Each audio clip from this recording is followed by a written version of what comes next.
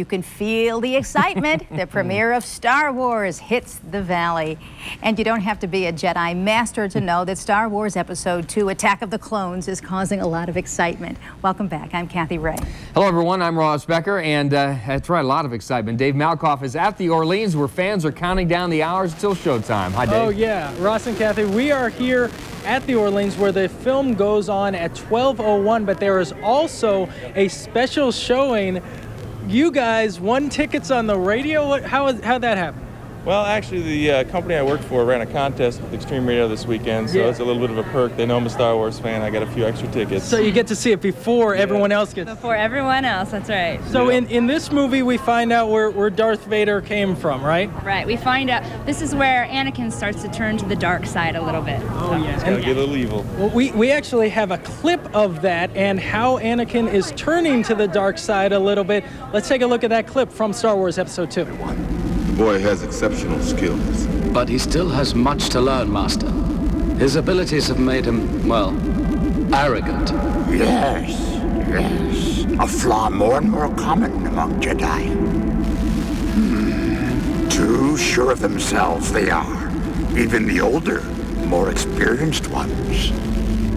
Remember, Obi-Wan, if the prophecy is true, your apprentice is the only one who can bring the Force back into balance. Is Obi-Wan's apprentice? Yes. He's arrogant in this movie. He starts to get a little bit arrogant and starts to get a little bit cocky, and later we all know what happens. Yeah, you're going to be able to see that just in a second if you go in there. Thanks so much for talking to us. Good luck. And he's going to actually see the movie at 12:01 also. Here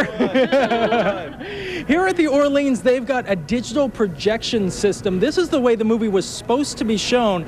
They're shooting it with digital TV cameras, and they're also going to project it here digitally. Now, what happens is they have a disc that they play this on, and then it projects inside there, so no film whatsoever with this movie here at the Orleans, and also, I believe, over at Sam's Town. So this is the way to see the movie, but if you don't want to see it that way, you can see it normal film, and that will be all over the Valley come tomorrow.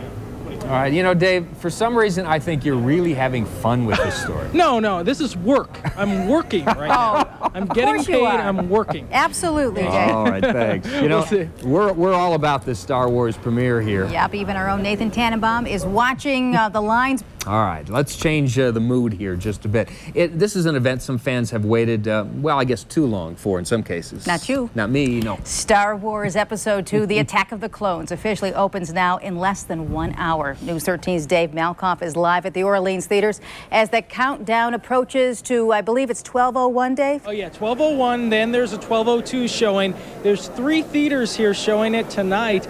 So one of those theaters is actually already packed right now. You can see behind me there's a lineup of all these people. They're all waiting to get into the 12:02 showing. But earlier tonight there was a special preview for people who won contest on the radio. Those were the first people in Vegas to see Star Wars. I lost IFB again. Dressed up at the premiere. You've crossed the geek line. You are. Well, oh well. I guess I crossed the geek line. It takes a lot of work. Do design first on paper. Yeah, you can definitely beat someone over the head with it. As far as actual lightsaberage, not so much. You must join me, Obi-Wan. Do I wear this around the house? Sometimes. I see you becoming the greatest of all Jedi. If the Force, provokes me to, then I will. I thought those were good. Someone dressed up like R2-D2. R2 are not. The dark side clouds everything. Yoda! Take the rear side of the dark side. Yoda, Master, oh golly, you gotta see it. If you'll excuse me. Very excellent. Better than I could have hoped for. Now, using a bounty hunter named Jango Fett to create a clone army. I'm proud to be his son. Jar Jar. Misa Supreme Chancellor. The battle at the end was unbelievable, and it just kept going and going, and just got better and better. I'm not giving away any of the story. Got to see it for yourself. It's just amazing. These folks here are excited to see this movie. Some have been here since about 4 o'clock this afternoon, but there haven't been so many crowds of people camping out and waiting. Maybe that's because they bought their tickets on the internet. Maybe that's for other reasons. There's one guy out there in Las Vegas who has doubts about that. News 13's Scott Burton out there. Maybe we'll call him Darth Burton. What's up with this? You don't think this is such a big deal? Well, you know, Dave, I'm just not a big Star Wars fan, but there are a lot of Star Wars fans here. One end. But first, even if you could care less about Star Wars, there's something you need to know about this movie, something that could change the way you watch all movies. Movies on film have been around for over a century now, but soon we're going to be watching a new kind of movie. Welcome back. I'm Ross Becker. And I'm Kathy Ray. There are over 36,000 film theaters all around this country.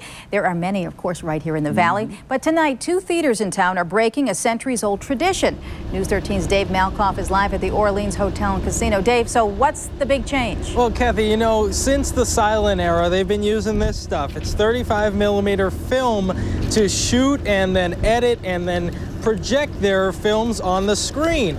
But not the case with Star Wars back here at the Orleans and also over at Sam's Town. Director George Lucas actually shot this movie with video cameras. These are television cameras that he shot the movie with, and then here and at Sam's Town, they're also projecting it digitally. So you're not watching it on a movie screen, you're watching it on basically what amounts to a giant video screen.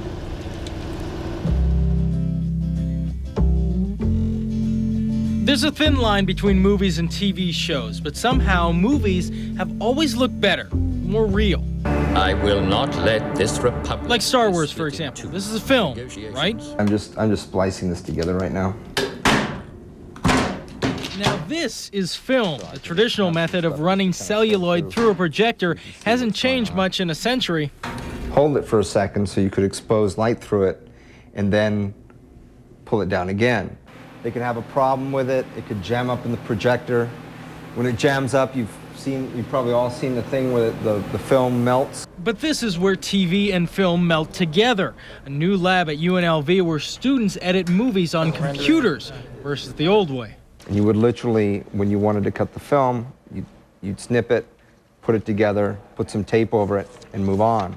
See, a lot of directors in Hollywood cut movies like this, but still shoot on film cameras. Now a big question has come up. How do we make video look as good as film? The answer is at this television convention here in Las Vegas. TV cameras that rival movie cameras. This is the type of camera setup that George Lucas used for the making of Star Wars 2. Shot with a TV camera and in some theaters projected directly from a computer. So is this the end of an era? If you mean is film dead? No, film's not dead. Different things work better on video. They'll both look about as good as each other eventually, but not yet. Not quite there yet. But you know, these two are coming together. I watched the movie last night, and it was unbelievable. You couldn't tell it from a movie that was shot on film. And now what they're doing with these movies is instead of shipping out giant containers of film, they're going to actually either send out something like a DVD to the movie theaters. That's what they ran it off of last night. Or in the future, they're going to actually beam it down from a satellite. It's going to be a large video file that comes down like a satellite modem, and then they won't have to distribute the movies physically. They'll just send it through satellites.